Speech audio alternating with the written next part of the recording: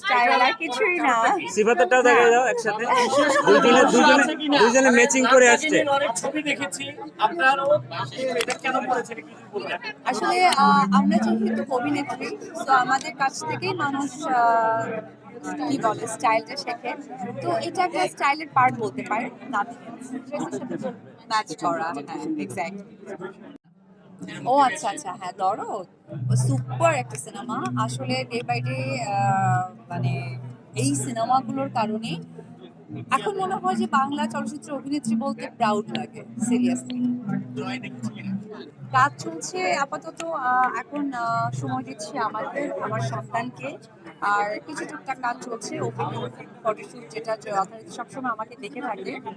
আর cinema নিয়ে planning আছে, কিন্তু আসলে সেটার জন্য অপেক্ষা করতে হবে। এই বিষয় নিয়ে এই জন্য বলবো না, আমি চাই কাজ নিয়ে সকলের সামনে কথা বলতে।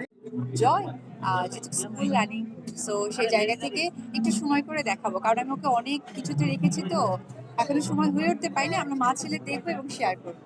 আপু, আপনার প্রোডাকশন হাউস থেকে কোনো সিনেমা রিলিজ হচ্ছে কিনা? লাল শাড়ি পরে আসলে আমরা হ্যাঁ হ্যাঁ, আসলে না, আমি যেহেতু একদমই ব্যস্ত ছিলাম আমার কাজ নিয়ে, তবে দেখবেন ভেরি সুন দেখবেন। আমি আসলে সিনেমা নিয়ে এই মুহূর্তে এই কারণে বলবো না, আমি চাচ্ছি যে সিনেমার দিনই যেন আমি আপনাদেরকে সকলকে কাছে পাই।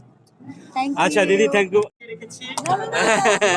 এখানে যারা ক্যামেরায় আছেন তারা সকলেই আমার পছন্দের ভালোবাসার মানুষ, তাদের সাথে আমি থাকতে পেরে আনন্দিত।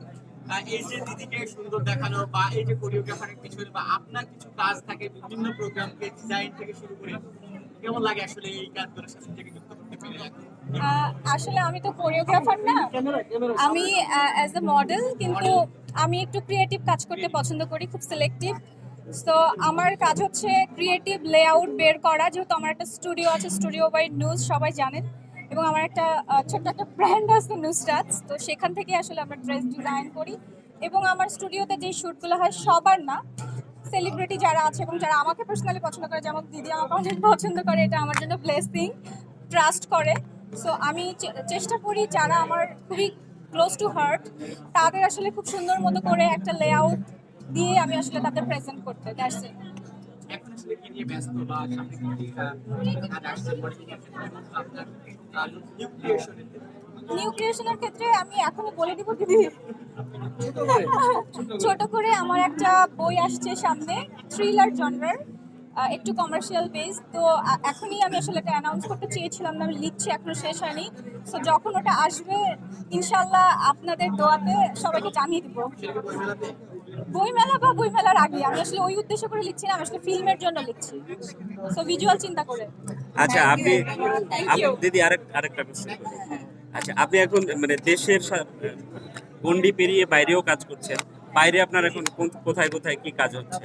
বাইরে বিভিন্ন ব্র্যান্ডের সাথে, বিভিন্ন মেকআপ ব্র্যান্ড, যেহেতু আমি ব্রাইডাল মডেল থেকে আমার ক্যারিয়ার শুরু করেছি, সো বিভিন্ন বড় বড় যে ব্র্যান্ডগুলো আছে, ইন্টারন্যাশনাল ব্র্যান্ড, সেগুলোর সাথে আমার অলরেডি 3টা কাজ হয়ে গেছে, এবং সামনে জানুয়ারিতে আরো কাজের কথা আছে।